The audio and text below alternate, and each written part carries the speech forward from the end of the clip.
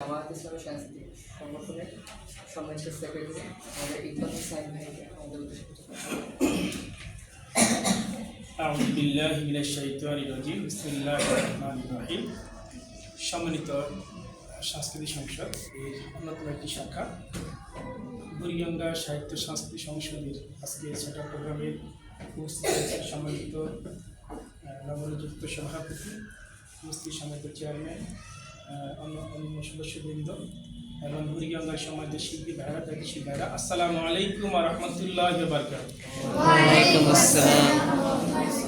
কেমন আছেন সবাই? আলহামদুলিল্লাহ ভালো আছি। প্রথমত আমরা ধন্যবাদ জানাচ্ছি আমাদের বৃহত্তম আন্দোলন বাংলাদেশ জামাত ইসলামীর অন্যতম একটি শাখা সাংস্কৃতিক বিভাগ জিন্দিরা সাহিত্য সাংস্কৃতিক সংসদের পক্ষ থেকে, আমাদের জেলা সভাপতি লুৎফর রহমান ভাইয়ের পক্ষ থেকে, আমরা আজকে আমাদের নবনিযুক্ত সভাপতি সেক্রেটারি সহ সবাইকে শুনতে হবে। আমরা সবাইকে মোবারকবাদ জানাচ্ছি এবং সেই সাথে ইতিমধ্যে আমরা জানতে পেরেছি আমাদের সাবেক পরিচালক মুজাহিদুল ইসলাম ভাই উনি বিদায় নিয়েছেন। বিদায় বলতে কোনো শব্দ নেই, আমরা একটা ট্রান্সফার হওয়া। মুজাহিদুল ইসলাম ভাই আজ থেকে আমাদের সংগঠনে কাজ করবেন, আমাদের জিঞ্জিরার সদস্য হিসাবে উনি কাজ করবেন। তো আবারও সকলকে ধন্যবাদ জানাচ্ছি, শুভেচ্ছা জানাচ্ছি যারা দেখতে পাচ্ছেন সকলকে। দুটি কথা বলে আমি শেষ করতে চাচ্ছি, সেটা হলো আমরা সকলেই কবি মতিউর রহমান মল্লিক ভাইয়ের নাম শুনেছি না সবাই? যিনি একাধারে কবি, সাহিত্যিক, গীতিকার, সুরকার, অসংখ্য প্রতিভা তার মধ্যে ছিল এবং এই দেশে ইসলামী সংস্কৃতির বিকাশ ধারায় তিনি অত্যন্ত গুরুত্বপূর্ণ ভূমিকা পালন করেছেন।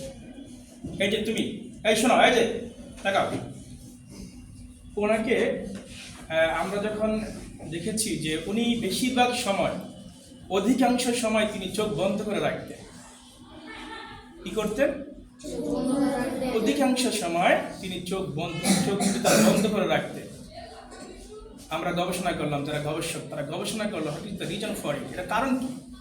তিনি দিনের অধিকাংশ সময় বা তার চলার পথে অধিকাংশ সময় তিনি তার চোখ দুটি বন্ধ করে রাখতেন।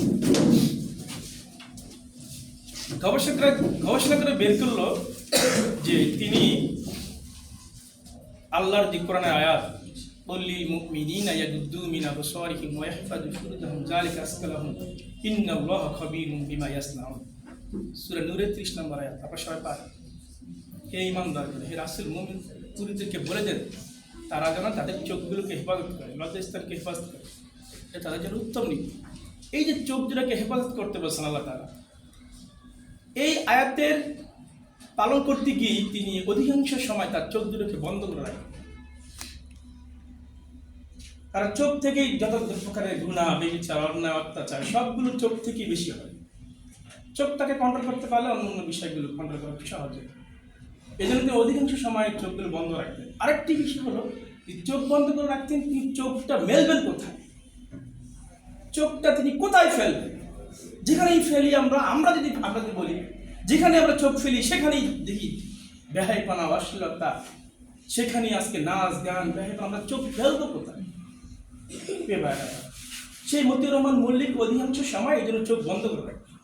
বন্ধ করে ক্ষান্ত হয়ে যাননি, তিনি লেখার মাধ্যমে, তার কবিতার মাধ্যমে, গজলের মাধ্যমে তিনি এই অন্যায়ের প্রতিবাদ, এই অপসংস্কৃতি, বেহাইপনার প্রতিবাদ তৈরি করে গিয়েছেন। এবং তার গজলগুলো আজও, এবং আমার মনে হচ্ছে কেমন পর্যন্ত এগুলো কালজয়ী হয়ে থাকে ইনশাআল্লাহ। এই জন্য আমরা যারা আছি আমাদেরকে যেভাবে নিজেকে চোখকে নিজের আমাদের চাহিদাগুলোকে যেভাবে আমরা কন্ট্রোল করবো, সেভাবে আমরা এই সমাজ থেকে যেভাবে অপসংস্কৃতি রোধ করা যায়, বেহাইপনা, নাচ গান, অপসংস্কৃতি রোধ করা যায়, সেজন্য আমরা বসে থাকবো না, চোখই বন্ধ করবো না। আমরা এর পাশাপাশি আমরা আমাদের লেখনীর মাধ্যমে, কবিতার মাধ্যমে, গজলের মাধ্যমে, অভিনয়ের মাধ্যমে আমরা অপসংস্কৃতি রোধে এই যেন চোখ মেলে আমরা তাকাতে পারি, সেই জন্য আমরা ভূমিকা পালন করবো ইনশাআল্লাহ। একটা বিষয় হলো সেট আপ প্রোগ্রাম। আমি মূল সংগঠনের দায়িত্ব পালন করছি, ছাত্র শিবিরের থানা সভাপতি ছিলাম, মূল সংগঠনের ইউনিয়ন সেক্রেটারি ছিলাম, এখানে সাংস্কৃতিক বিভাগের জেলা সাংস্কৃতিক কাজ করছি। তো মূল সংগঠন আর সাংস্কৃতিক বিভাগে একটু ডিফারেন্স। মূল সংগঠনের ভাইদের কাজ করলে খুব সহজেই পাওয়া যায়, তারা সমাজে ডাকে, প্রোগ্রাম আসে, 5 ওয়াক্ত নামাজি হয়, ভদ্র হয়। কিন্তু সংস্কৃতি বিভাগ জন্য তারা একটু এলোমেলো, কথা শুনতে চায় না, আনুগত্য করতে চায় না। প্রিয় ভাইরা, একটা অনুরোধ করবো, আজকে যাকে দায়িত্ব দেওয়া হয়েছে আপনার আনুগত্য করবেন। আনুগত্য যদি না করেন, ইয়া আইয়ুহাল্লাযিনা আমানু আতিউল্লাহ ওয়া আতিউর রাসূলা ওয়া লা তুবতিলু আমাল। স্পষ্ট আয়াত। এ ঈমানদারগণ, তোমরা আনুগত্য করো আল্লাহর, আল্লাহ রাসূলের, এবং তোমরা তোমাদের আমলগুলো নষ্ট করে দিও না। যখন আপনি আনুগত্য করবেন না, দায়িত্বশীলকে অবজ্ঞা করবেন, অবহেলা করবেন, এদিক সেদিক ছুটে যাবেন, গান একটা পাইলেই চলে, একটা দাওয়াত একটা পাইলেই চলে, সভাপতির অনুমতি ছাড়াই দৌড়, নো, শৃঙ্খলা আসতে হবে। আমরা শৃঙ্খলা বিশ্বাসী, আমরা যেখানে যাই সেখানে আমরা শৃঙ্খলা পালন করবো, দায়িত্বশীল অনুমতি নিয়ে, দায়িত্বশীল জানিয়ে সবগুলো কাজ আমরা করবো ইনশাআল্লাহ। আবারও সকলকে ধন্যবাদ জানিয়ে ঢাকা জেলা সাংস্কৃতিক বিভাগের পক্ষ থেকে বুড়িগঙ্গা শিল্পী গোষ্ঠীকে ধন্যবাদ জানাচ্ছি। আবারও ধন্যবাদ সকলকে। আসসালামু আলাইকুম ওয়া রাহমাতুল্লাহ।